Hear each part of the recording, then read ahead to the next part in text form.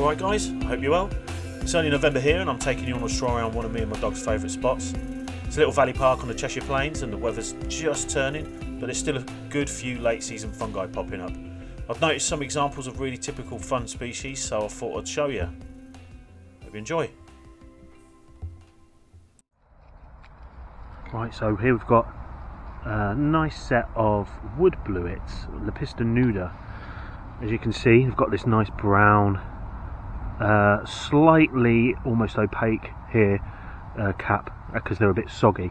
Here's one that's fallen over, and you can see a lot of the mycorrhizae that are coming out of the leaf litter. They're really common this time of year, November.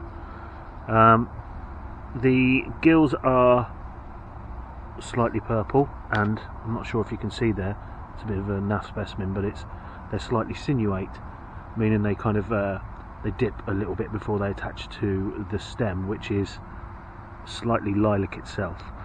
You can see there's actually a younger one here that I'm okay taking, because there's quite a few here that have already popped up and spread their spores. So you can see a couple of large wood blewits. This one's got rather funky frill, but you can really see those beautiful lilac gills and stem underneath. See, you can see those sinuate gill attachments. You see they don't attach straight away, they kind of form a notch. But yeah, look, beautiful specimen. Bit of an odd one. I won't be taking this home today, as I'm aware that my dog and other dogs frequent this area for the toilet, so not today, but it's a good one to look out for. Although wood blewits are considered a choice edible, you should do your own research before you consume anything. Don't trust some dude on the internet. Okay, so I've just popped out off of the path because I've seen some rather large round shapes, and I think these are Infundibulicybe geotropa, so a trooping funnel.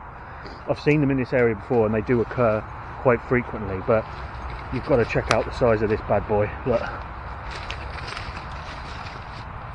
just look at this.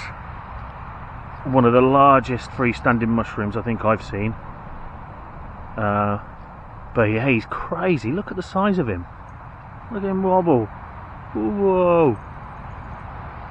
Let's see if I can find a smaller one to get underneath, and I can show you the gills. There's another patch over here.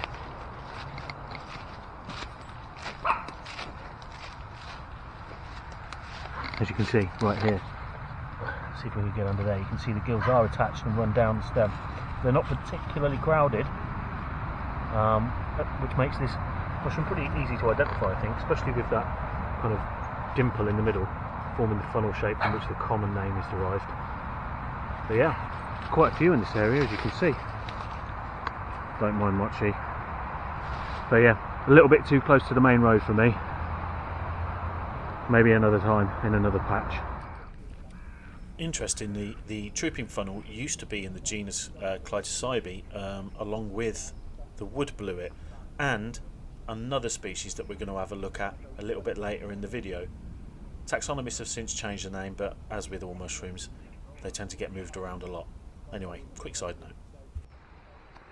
So a little while ago this rather mighty oak came down in the park, and the rangers have come and cleaned it up, chopped it up and moved it to the side. But a slight clue as to why this set of trees might have come down is over here. So this is a really common fungus this time of year, September, November, is the honey fungus. This is Armillaria. This is parasitic fungus. It will kill a tree once it gets into it. If you see it on a tree, that tree is either dead or on its way out. These things are pretty easy to identify. You can see here the mushroom on top has actually been sporulating onto the mushroom below, and it's got a very white spore print, and in my experience these things release spores prolifically compared to other mushrooms. One of the most diagnostic features of these mushrooms are this wonderful skirt where the cap releases. You can also see that the gills themselves are slightly sinuate, but they do attach, and it's not too crowded either. So these things are considered edible, but most resources will say that can cause gastric upset in a small number of people. I haven't tried them personally, but I've heard that if you do want to try them, small amounts should be cooked very thoroughly.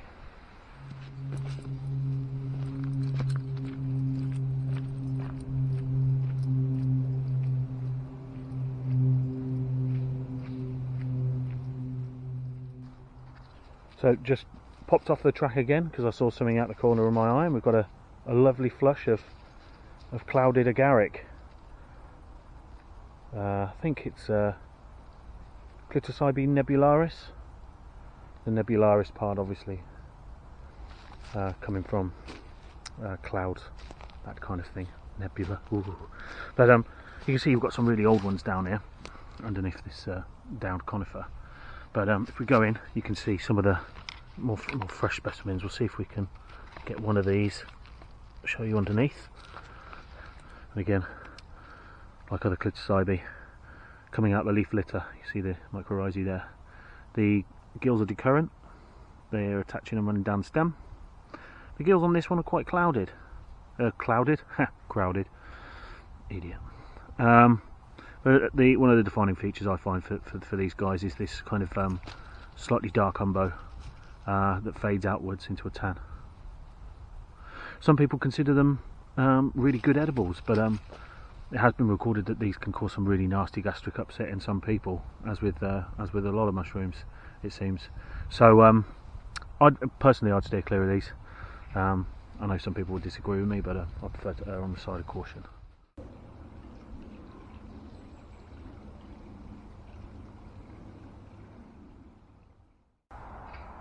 So on this really old downed log, we've got, not sure if you can see, some old ones here. Ooh. And then the decaying remains of hundreds if not thousands of these guys.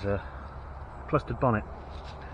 You can see these have kind of a conical cap with quite a distinctive little umbo on top.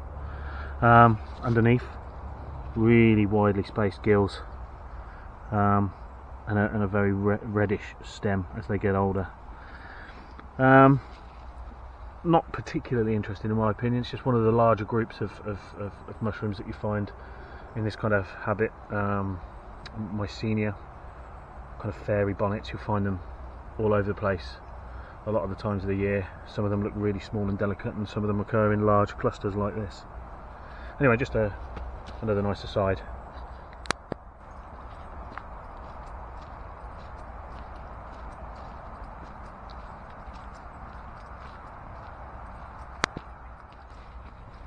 Alright, just off the track again. Got some lovely birch polypores on some downed silver birch. We'll talk about these at length another time because they're pretty cool in their own right. But just thought I'd come and show you because they're quite cool, quite solid, but a little bit spongy.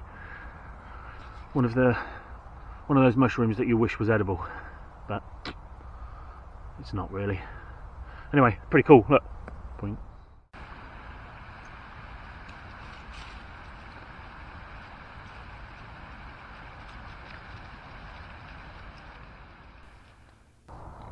So, voiceover Tim here. I found these on the way back to the car. I could not figure out what they were at the time. I believe, after a little bit of research, that they are tawny funnel caps, or Lepista flaccida. So another mushroom in that Lepista Clitocybe group that are around this season. Beautiful little mushrooms. Wonderful ring they're forming under the conifers here. But yeah, this was a new one for me. So just goes to show there's always something new out there for you.